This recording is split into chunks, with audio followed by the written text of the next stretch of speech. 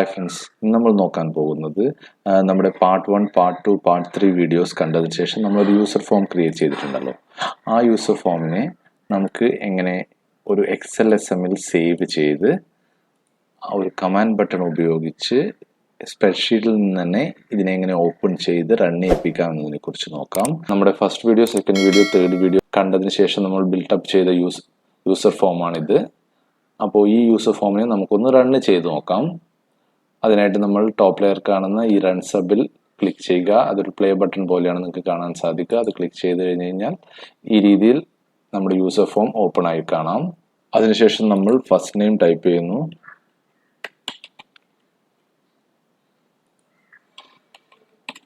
Okay, അതിനുശേഷം നമ്മൾ class ഇതൊരു കോംബോ ബോക്സ് ആണ്. അപ്പോൾ നമുക്ക് ക്ലാസ് സെലക്ട് ചെയ്യാം ഇതിൽ നിന്ന്.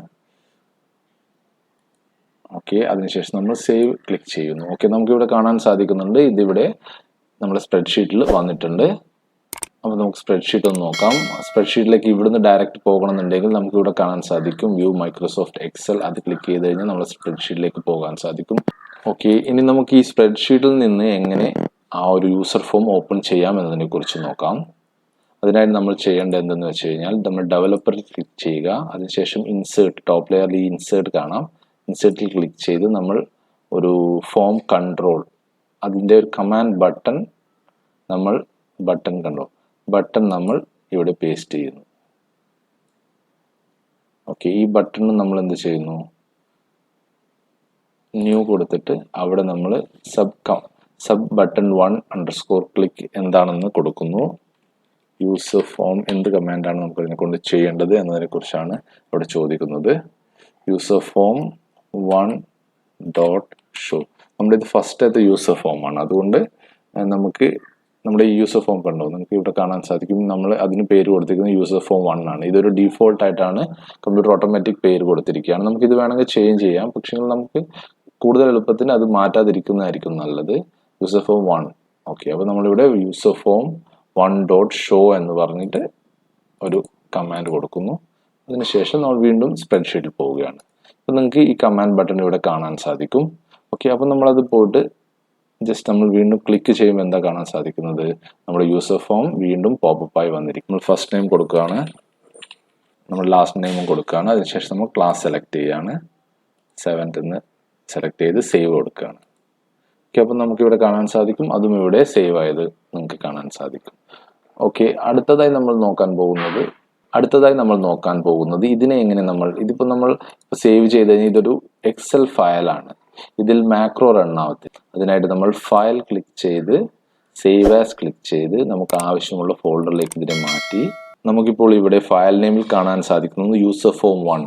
അതായത് നമ്മൾ സ്റ്റാർട്ട് ചെയ്തപ്പോൾ സ്പ്രെഡ്ഷീറ്റിന്റെ പേര് യൂസർ ഫോം 1 എന്ന് പറഞ്ഞിട്ടാണ് കൊടുത്തത്. അപ്പോൾ അതുകൊണ്ടാണ് യൂസർ ഫോം 1 ഇവിടെ കാണുന്നത്. നിങ്ങൾക്ക് ഇഷ്ടമുള്ള പേര് കൊടുക്കാവുന്നതാണ്. അത് കഴിഞ്ഞ ശേഷം ഡോട്ട് ഇട്ടിട്ട് ഇത് xlsx എന്നാണ് കാണിക്കുന്നത്. ഓക്കെ, ചിലപ്പോൾ നിങ്ങൾക്ക് ഇത് xlsl എന്നോ വേറെ ഏതെങ്കിലും ഫോർമാറ്റിലാണ് ഇത് കാണിക്കുക. നമുക്ക് സേവ് ആസ് ടൈപ്പിൽ ഇതിനെ നേരെ ചേഞ്ച് ചെയ്യാൻ സാധിക്കും. നിങ്ങൾക്ക് പല വേർഷനിലേക്ക് ഇതിനെ മാറ്റാൻ സാധിക്കും.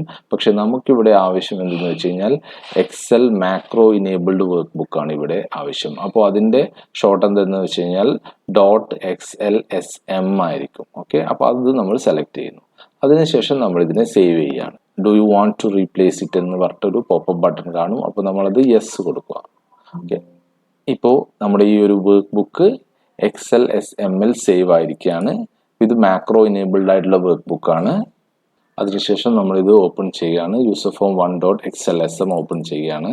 ഓക്കെ, അപ്പോൾ നിങ്ങൾക്ക് ഇതിൻ്റെ ടോപ്പ് ലെയർ നമുക്ക് കാണാൻ സാധിക്കും ഒരു സെക്യൂരിറ്റി വാർണിംഗ് ഉണ്ട്, മാക്രോ ഹാവ് ബീൻ ഡിസേബിൾഡ് എന്ന് പറഞ്ഞിട്ട്. അത് നമുക്ക് ഇനേബിൾ ചെയ്യാനായിട്ട് നമ്മൾ ഈ ഇനേബിൾ കണ്ടന്റ് ക്ലിക്ക് ചെയ്യണം.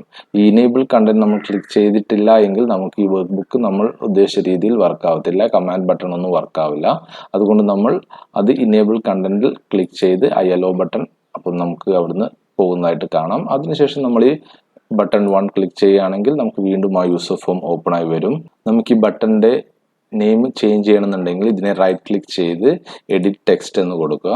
അതിനുശേഷം നമുക്കിത് വേണമെങ്കിൽ നിങ്ങൾക്ക് ഇഷ്ടമുള്ള രീതിയിൽ ഇതിനെ നമുക്ക് മാറ്റാൻ സാധിക്കുന്നതായിരിക്കും.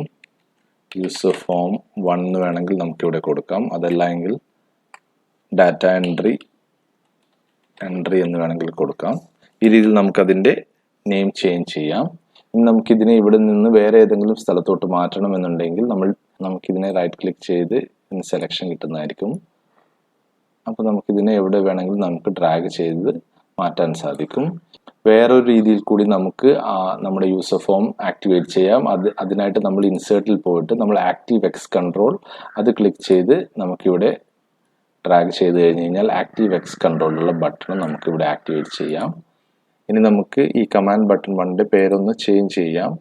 ഇതിൻ്റെ നെയിം ചേഞ്ച് ചെയ്യാനായിട്ട് നമ്മൾ പ്രോപ്പർട്ടീസ് എടുത്ത് നമുക്കിവിടെ ക്യാപ്ഷൻ എന്ന് കാണാം. ആ ക്യാപ്ഷൻ നമുക്ക് ചേഞ്ച് ചെയ്യാം. ഡാറ്റ എൻട്രി ഫോം തന്നെ നമ്മൾ ടൈപ്പ് ചെയ്യുന്നു. ഡാറ്റ എൻട്രി എന്ന് ടൈപ്പ് ചെയ്യുന്നു. ഓക്കെ, നമുക്കിതിൻ്റെ ബാക്ക്ഗ്രൗണ്ട് കളർ ഇപ്പോൾ വൈറ്റിലാണുള്ളത്. അത് വേണമെങ്കിൽ നമുക്ക് ചേഞ്ച് ചെയ്യാം. ബാക്ക് കളറിൽ ക്ലിക്ക് ചെയ്ത് ഡൗൺ ആരോ ക്ലിക്ക് ചെയ്ത് നമുക്ക് പാലറ്റിൽ നിന്ന് വേണമെങ്കിൽ പാലറ്റിൽ നിന്ന് നമുക്ക് ഇഷ്ടമുള്ള കളർ സെലക്ട് ചെയ്യാം.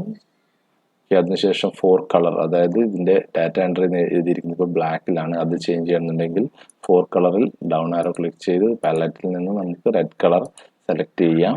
ഇനി ഇതിൻ്റെ സൈസ് ചേഞ്ച് ചെയ്യണമെന്നുണ്ടെങ്കിൽ ഫോണ്ടിൽ ക്ലിക്ക് ചെയ്ത് കഴിഞ്ഞ് കഴിഞ്ഞാൽ നമുക്ക് ഫോണ്ട് ഏരിയ പോപ്പപ്പായി വരുന്നതായിരിക്കും. അവിടെ നമുക്ക് ഇഷ്ടമുള്ളത് സെലക്ട് ചെയ്യാം. ബോൾഡ് വേണമെന്നുണ്ടെങ്കിൽ ബോൾഡ്, ഇതിൻ്റെ സൈസ് വേണമെങ്കിൽ നമ്മുടെ ലെറ്റർ സൈസ് വേണമെങ്കിൽ ഇവിടുന്ന് ചേഞ്ച് ചെയ്യാം. അതിനുശേഷം ഓക്കെ പ്രസ് ചെയ്യുകയാണെങ്കിൽ ഡാറ്റ എൻട്രി നമുക്ക് ബിഗ് സൈസിൽ. ഈ രീതിയിലാണ് നമുക്ക് ആക്റ്റീവ് എക്സിൻ്റെ ബട്ടൺ ചേഞ്ച് ചെയ്യാൻ സാധിക്കുന്നത്. അതിനുശേഷം നമുക്ക് ഈ ബട്ടണിന് നമുക്ക് കോഡ് കൊടുക്കേണ്ടതാണ്. ഇതിൻ്റെ ആക്ടിവിറ്റി നമ്മളിപ്പോൾ ഡിസൈനിൽ ക്ലിക്ക് ചെയ്തിട്ട് ഇത് ക്ലിക്ക് ചെയ്യുമ്പോൾ നമുക്ക് ഒരു ആക്ടിവിറ്റിയും വരുന്നതായി കാണില്ല. അപ്പോൾ നമുക്ക് ഇതിന് ഒരു കോഡ് കൊടുക്കണം. നമ്മുടെ യൂസർ ഫോം 1 ഓപ്പൺ ആക്കണം എന്ന് പറഞ്ഞിട്ട് ഒരു കോഡ് കൊടുക്കണം. അതിന് നമ്മൾ ചെയ്യേണ്ടത് എന്തെന്ന് വെച്ച് കഴിഞ്ഞാൽ ഡിസൈനിൽ ക്ലിക്ക് ചെയ്ത് നമ്മളിത് ഡബിൾ ക്ലിക്ക് ചെയ്ത് കഴിഞ്ഞ് കഴിഞ്ഞാൽ നമുക്ക് പ്രൈവറ്റ് സബ് കമാൻഡ് ബട്ടൺ 1ന്റെ എന്താണ് ഫംഗ്ഷൻ എന്നുള്ളത് നമ്മളിവിടെ ഒരു കമാൻഡ് കൊടുക്കേണ്ടതാണ്. അവിടെ നമ്മൾ യൂസർ ഫോം 1.show എന്ന് കൊടുക്കും. ഓക്കെ, അതിനുശേഷം നമ്മൾ വീണ്ടും സ്പ്രെഡ്ഷീറ്റിൽ വരികയാണ്. നമുക്കിവിടെ ഇതിപ്പോൾ ഡിസൈൻ മോഡാണ്, അതുകൊണ്ടാണ് നമുക്കിതിൻ്റെ മുകളിൽ വെക്കുമ്പോൾ ക്രോസ് ആരോ കാണുന്നത്. നമ്മൾ ഡിസൈൻ മോഡ് ഒന്നുകൂടി ക്ലിക്ക് ചെയ്ത് കഴിഞ്ഞ് കഴിഞ്ഞാൽ നമുക്കിത് ഡാറ്റ എൻട്രി മോഡിലേക്ക് മാറുന്നതായിരിക്കും. അപ്പോൾ നമ്മൾ ഇവിടെ ക്ലിക്ക് ചെയ്യുമ്പോൾ നമ്മുടെ യൂസർ ഫോം ഓപ്പൺ ആവുന്നത് കാണാം. ഈ 2 രീതിയിലാണ് നമുക്ക് എക്സലിൽ നിന്ന് തന്നെ നമുക്ക് ബട്ടൺ കൊടുക്കാൻ സാധിക്കുന്നത്. അതിനു മുമ്പേ നമ്മൾ ഡിസൈൻ മോഡിൽ ക്ലിക്ക് ചെയ്തിട്ട് നമുക്ക് ഇതിനെ എവിടത്തേക്കും മാറ്റാൻ സാധിക്കുന്നതായിരിക്കും. അടുത്ത വീഡിയോയിൽ നമുക്ക് ടാബ് ഓർഡർ സെറ്റ് ചെയ്യുന്നതും അതുപോലെ തന്നെ ഈ യൂസർ ഫോം ഒരു ബട്ടൺ ഉപയോഗിച്ച് അതിനെ ക്ലോസ് ചെയ്യാം എന്നതിനെ കുറിച്ച് നോക്കാം. Okay friends, thanks for watching my videos. Please do subscribe and comment. If you have any doubt or clarification, please feel free to contact me. Thank you.